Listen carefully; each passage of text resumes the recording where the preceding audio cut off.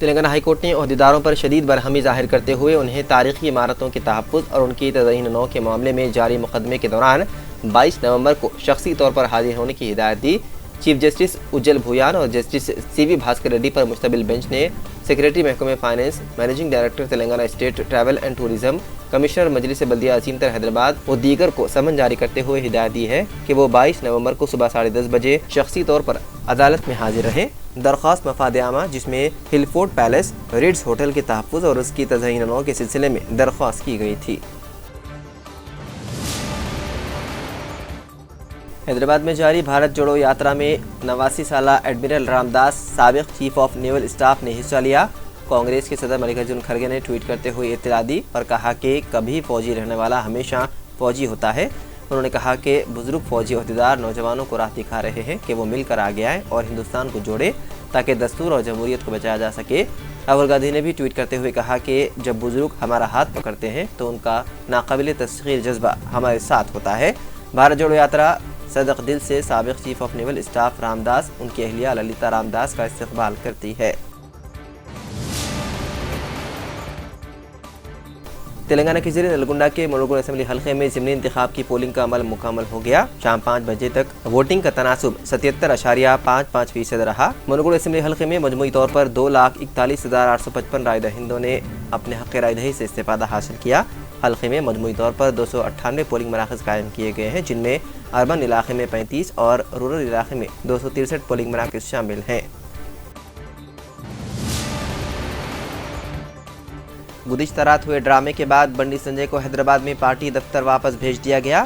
B J پی کی ریاستی صدر بنڈی سنجے، جنہیں کل رات پولیس نے روکا جب وہ عبداللہ پور میٹ میں حیدرآباد سے منوگڑو کی طرف ایک کار میں سفر کر رہے تھے، انہیں حیدرآباد میں بی جے پی کے ریاستی دفتر بھیج دیا گیا۔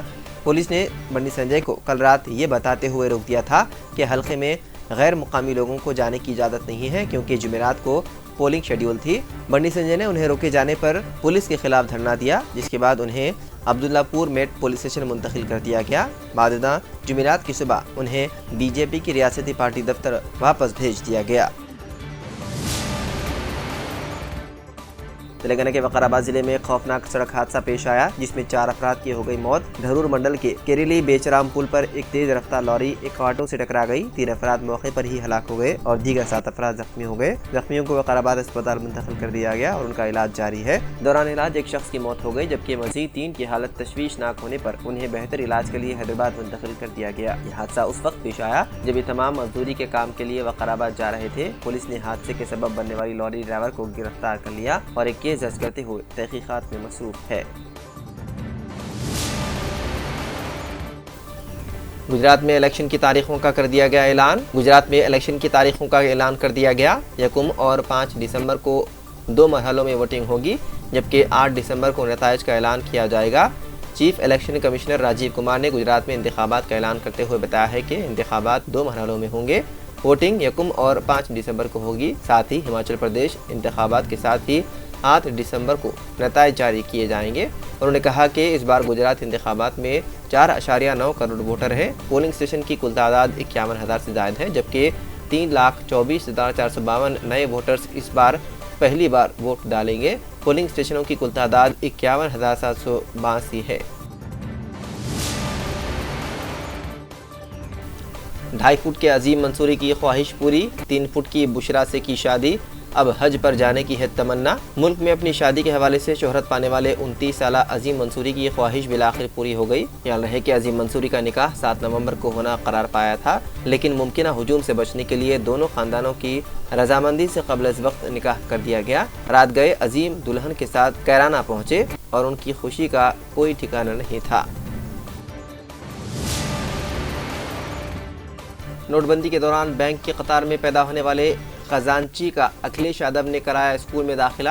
نوٹ بندی کے دوران سال 2016 میں بینک کی قطار میں پیدا ہونے والے 6 سالہ بچے خزانچی نعت کا داخلہ اسکول میں کرایا گیا۔ سماجوادی پارٹی کے سربراہ اکھلیش یادو نے جنہوں نے خزانچی کی دیکھ بھال کا وعدہ کیا تھا اسے اسکول میں داخل کرا دیا۔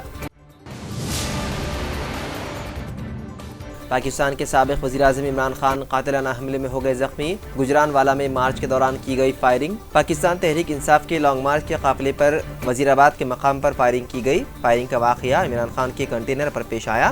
جس سے سابق وزیر اعظم سمیت دیگر افراد بھی زخمی ہو گئے۔ P T I chairman Imran Khan کو پیر میں گولی لگی، جبکہ دیگر اعلیٰ رہنما بھی فائرنگ کے واقعے میں زخمی ہو گئے، جس کے بعد قافلے کو کچھ دیر کے لیے روک دیا گیا۔ کنٹینر پر فائرنگ کرنے والے شخص کو مارچ کے سیکیورٹی اہلکاروں نے گرفتار کر لیا۔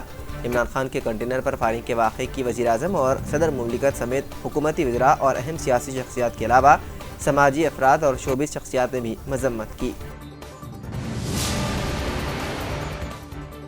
ایران نے امریکی اخبار کی اس رپورٹ کو مسترد کر دیا جس میں سعودی عرب پر ایران کے حملے کے بارے میں امریکہ کی جانب سے شیئر کی گئی انٹیلیجنس معلومات کا حوالہ دیا گیا اور کہا ہے کہ اس میں بے بنیاد الزامات شامل ہیں۔